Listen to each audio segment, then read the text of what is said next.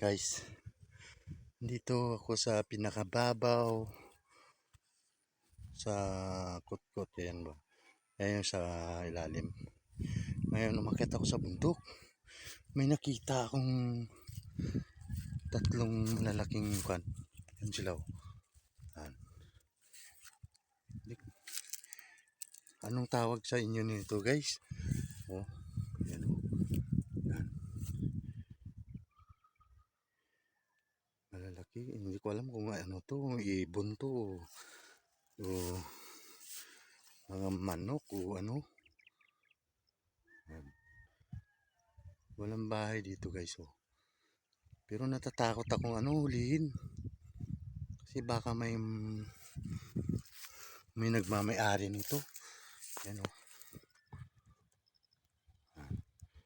Palakihin ko. Yan guys o. Tatlo sila. Oh, wala kabahay-bahay dito. Oh. Ang layo ng mga bahay dito. Iwan ko.